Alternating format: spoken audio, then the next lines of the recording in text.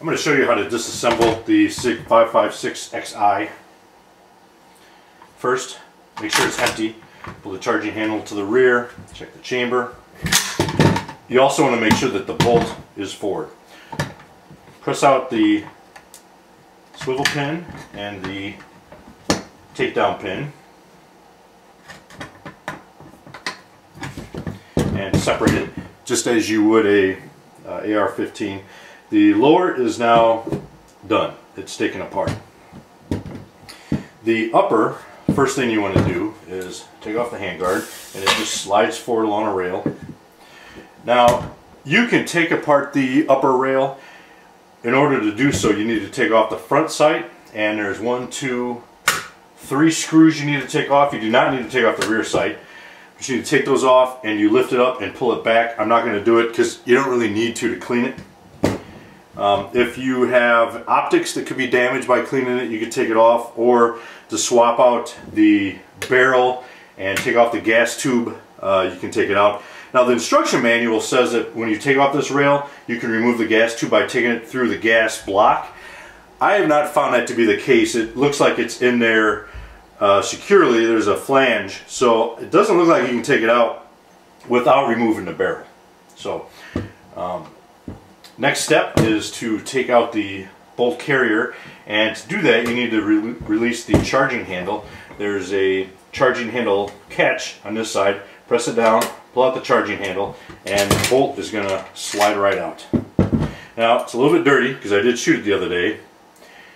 To take the bolt out of the bolt carrier, just pivot it, much like you do on a Kalashnikov. This is now complete.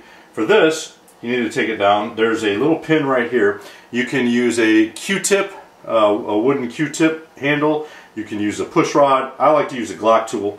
Push down carefully, because the firing pin is spring loaded. So press this out and it comes out really easy. There's the pin. And slowly ease up.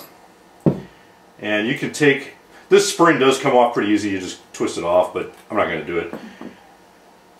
For the gas system, there's a detent button. Press the detent button and twist this clockwise until the flange is released from the groove, and pull. There's the cap, and here is the piston rod. This is really essentially as far as you need to take it down. To reassemble, take the piston rod, and there's a notch right there. That goes in the gas tube first and pointed down.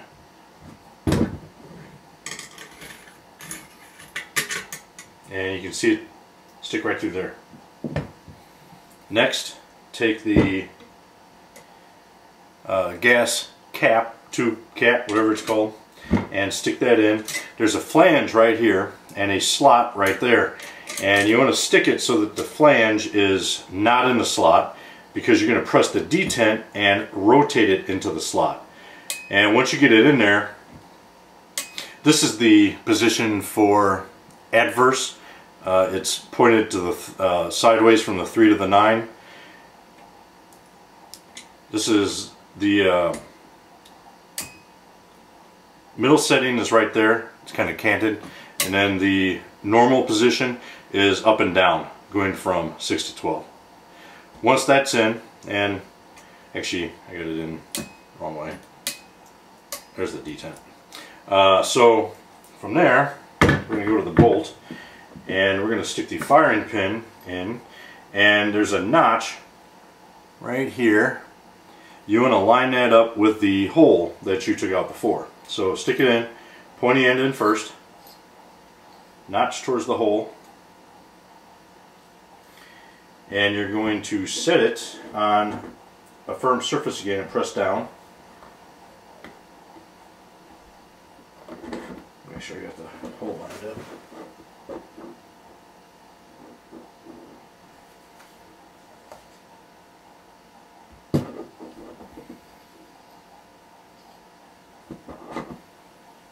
It's much easier to do when you're not shooting video.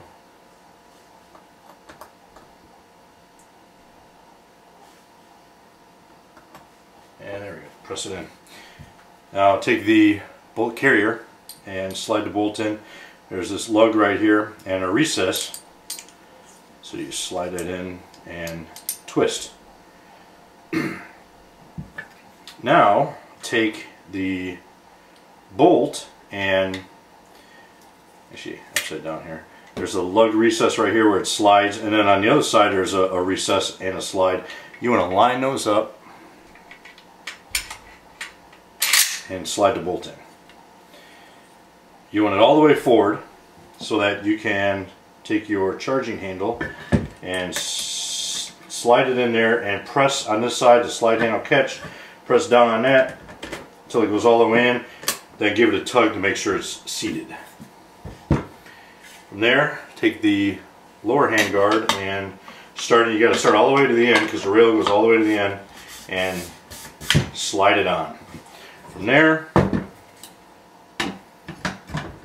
the front and rear takedown pins, make sure they're all the way out, slide them in and press into place, and then do a function check.